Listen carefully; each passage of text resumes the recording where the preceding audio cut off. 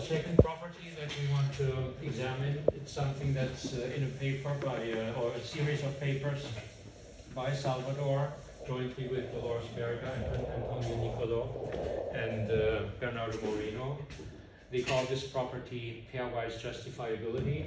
They use it, originally they use it in the context of single value choices, and they show that it is very closely linked to strategy proofness. Essentially what the property says is, and you can see the link to strategy proofness, is that if you move from one profile to another, an alternative that was previously chosen now isn't chosen anymore, then it must be the case that this alternative has lost, in a sense, that where it was previously at least as good as another one, it now is, it no longer is, or where it was previously better than something else, it no longer is. So basically it says, if you lose as a candidate, if you get kicked out of the chosen set, it has to be that something has happened. So this property of pairwise justifiability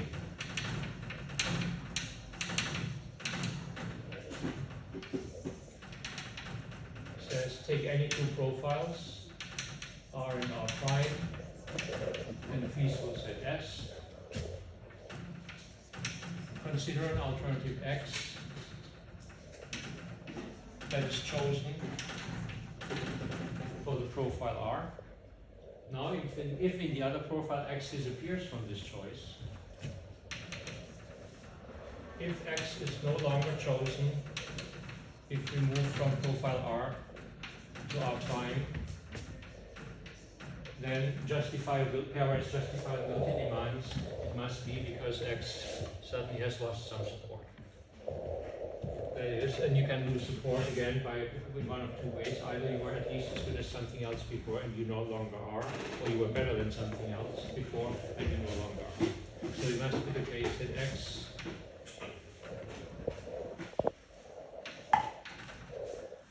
must lose, or again, must have a loss in this transition. That is, there must be some alternative Y other than X and the voter J, such that X was preferred to Y in the original profile, but no longer is. And the profile R prime, or X was at least as good as Y, according to this voter, in the original profile, and it no longer is. Again, this is a property that is satisfied, or that is not in conflict with the intermediate Condorcet consistency, or intermediate Condorcet-Winner consistency, because again, if you're an intermediate Condorcet-Winner in one profile, in the next profile, you no longer are. The only way this can happen is that something has happened to you. There's not something else that goes on that changes your relative status. It has to be you who has lost some support in the sense of a previous strict preference in your favor has gone away, or a weak preference in your favor has gone away. Again, in contrast, it can happen with Smith. So it is possible that you get kicked out from the set of recommended candidates through, in a sense, through no fault of your own, but because somebody else has moved up, or there was a change involving two other alternatives and not you at all. Well, it could affect you, but not negatively. So again, for Smith, that's no longer the case. Take the same profile, and now suppose that you change the second order, that the ordering of the voter 2 from R to R2 prime, and now in R2 prime we get essentially the same, well, not essentially, we get the same relation as for the first agent, and we don't change this one. So now the two relations are identical, and clearly they're trivially, there's only one minimal Smith winner, and that's it. So now we get the minimal Smith winner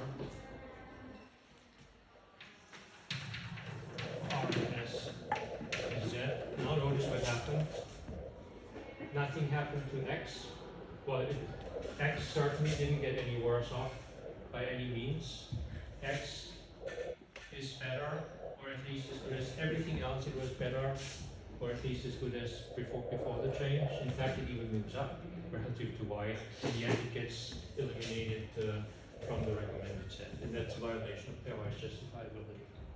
Now, my view, and I guess Salvador's view, is pairwise justifiability is perhaps not quite as important as exclusion of dominated candidates.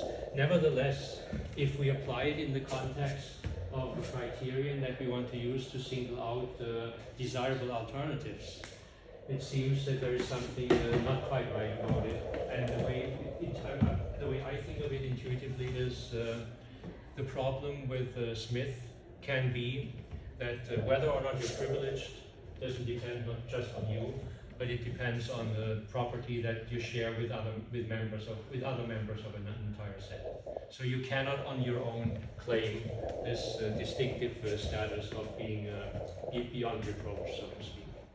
And again, that's basically why these properties are violent, or why these properties can very easily conflict with Smith's recommendation. Again, of course, these are not the two only possible properties we could think of, but we think there are two that are not unreasonable criteria by which we may make these comparisons. There have been other proposals in the literature, but they are, I would say, even less satisfying than Smith, at least in a general context. One of them is an idea that was originally intended to extend the Condorcet criterion if you move away from strict preferences, and basically by saying you consider someone to be a winner, or quasi-Condorcet winner, I guess was the phrase used, if less than half of the voters express a strict preference for someone else for all other alternatives. The problem with that is it's too accommodating, because it turns out you can actually come up with a strong quasi-Condorcet winner that's actually a strong Condorcet loser. And again, that's even worse than what Smith can do. So we have a remark to that effect in the paper, but this more detailed comparison, we focus on Smith because it does seem to be the strongest contender so far. There's nothing that prevents others from doing that. Now, another question that arises is to what extent do existing rules actually satisfy this criteria? And it turns out, among the commonly known ones, there are not all that many.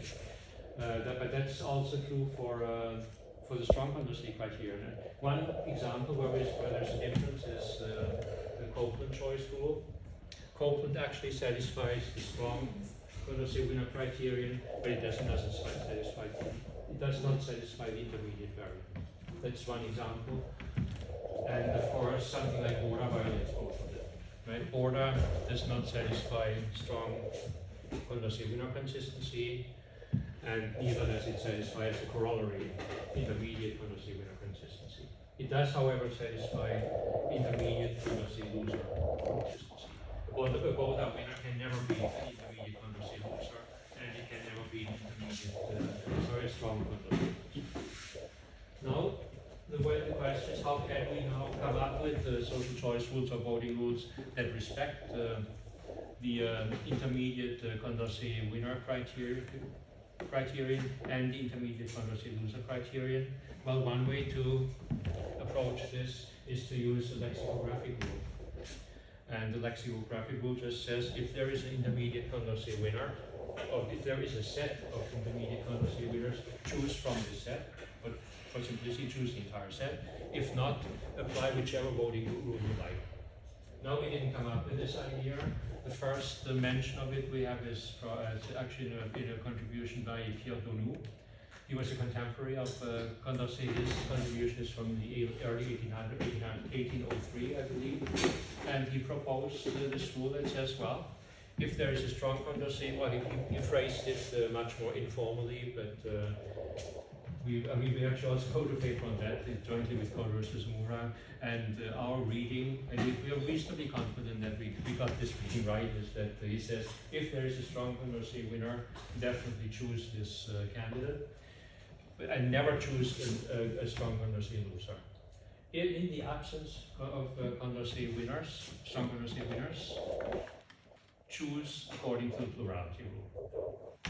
Why he chose the plurality rule is not, the plurality rule is not entirely clear, but one possibility is that this was one of the common contenders at the time, right? And given Gounod's view on Borda, it was clear that he was not going to suggest Borda in any way, shape, or form. So his proposal was look for controversy winners.